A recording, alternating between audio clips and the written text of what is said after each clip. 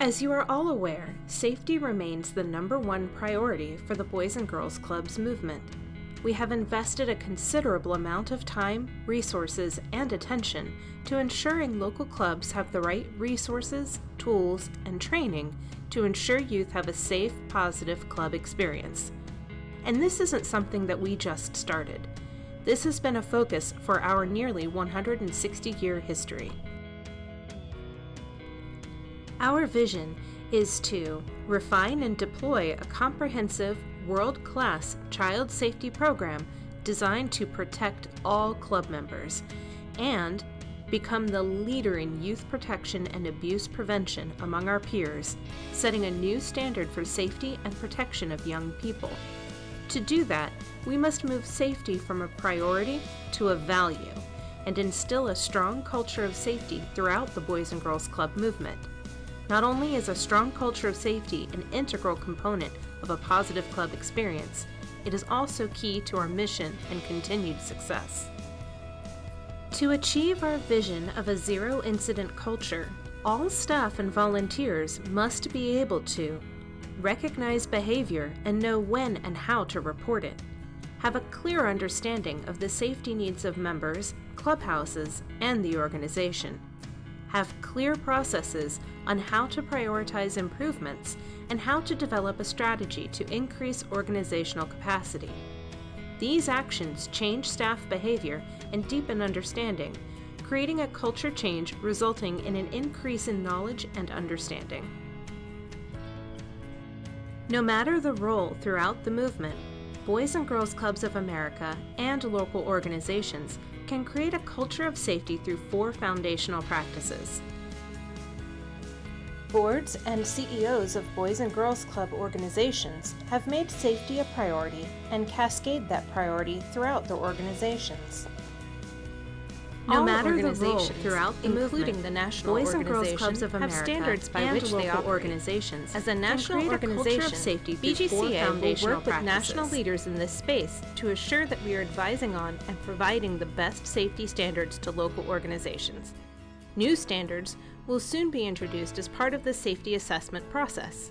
Within your organizations, leadership must assure that all staff understand the standards set in place to promote a zero-incident culture.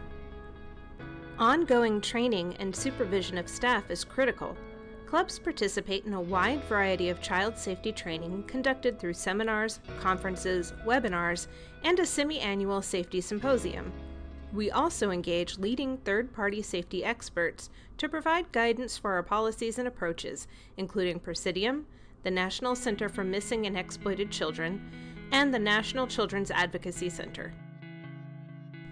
There is nothing secret about creating a culture of safety.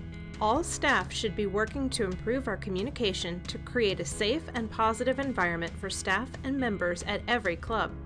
Keeping goals of safety at the forefront, everyone should know their role in how to promote that culture. Next, let's learn about our safety strategy. There are 6 components to the strategy: refine policies and develop standards, assessments and reviews, training and education, marketing and communications, enhanced membership requirements, and board-led safety committees. Boys and Girls Clubs of America has updated and added new safety policies, as well as developed core standards that should be introduced, trained against, and assessed within every local clubhouse to keep members safe. These policies and standards are essential to ensuring consistent application and understanding in the areas of training and the delivery of internal assessments. Multiple assessments, internal and external, to include third-party partners and certified peer assessors, will be conducted annually at every clubhouse across the nation. In the coming months, the assessment framework will begin to be socialized. Education is core to creating a strong safety culture. It is critical that all staff understand their role and responsibility to keep youth safe. As such, continuous, targeted trainings will be available in person, through webinars, online courses, conferences, and other learning events. These trainings will include sexual abuse prevention and mandated reporting training for all staff, board members, and volunteers. Additionally, resources are available for both parents and victims. Clear, consistent communication is key to building capacity and raising movement-wide awareness. These critical safety messages further reinforce our commitment to safety and encompass all areas of the strategy. Enhanced requirements will provide added safeguards to ensure safe environments for our members. Safety at the governance level is our pinnacle. Every organization has an active committee that leads and guides the safety planning and internal assessment process. These key leaders influence and enhance local safety initiatives, as well as advance the movement's safety goals. BGCA has partnered with Presidium and Ethics Point, where you can anonymously report any incident, ensuring appropriate follow-up and action. As a movement, we all should agree that every club professional and volunteer complete the 3 core courses before being allowed to begin work with kids. This is certainly the case for every national staff person. Each online course is about 30 to 40 minutes and is accessed through Spillett Leadership University on bgca.net. Upon completion, each course generates a certificate of completion and completion email back to the organization. Keeping your club safe.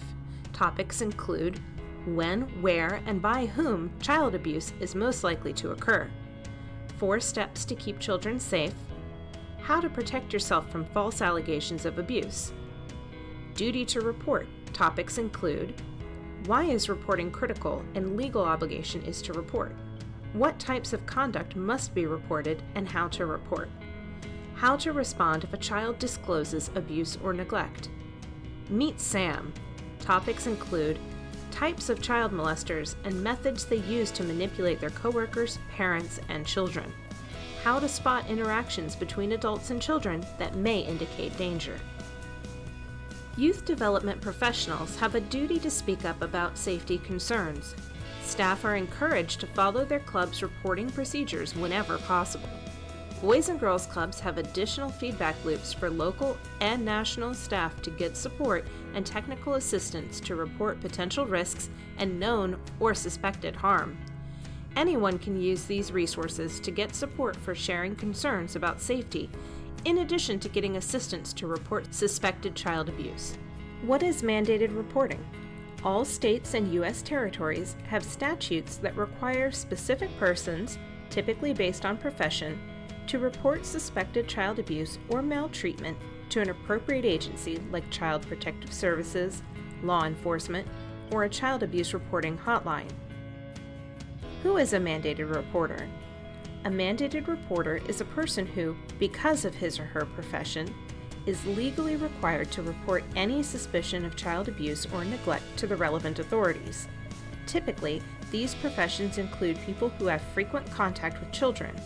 Additionally, almost 20 states require that any person who suspects child abuse or neglect must report regardless of profession. To find out more about reporting requirements in your state, please look on bgca.net/child safety or contact your assigned DoD or safety director. Anonymous Reporting Helpline. In many cases of abuse, someone notices something suspicious or inappropriate but doesn't know what to do. Now they can use Presidium's helpline to ask an expert how to respond. Call the authorities, interview the kids involved, watch for other signs. A Presidium expert will promptly gather information, alert you to the situation, and provide consultation on how to respond. The Ethics Hotline can be used to report concerns related to unethical business practices, fraud, policy violations, conflicts of interest, theft or bribery, discrimination or harassment, and other violations of laws or regulations. BGCA has been engaged in a safety journey from the time the first club opened in 1860 with an explicit purpose to keep kids safe. That journey has evolved over the years and will continue to evolve to ensure relevancy and to meet the growing threats youth face daily.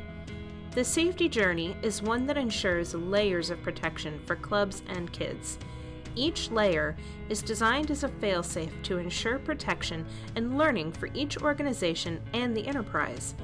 The attached document highlights the many layers of this system, and each are crucial to preventing risk and protecting young people.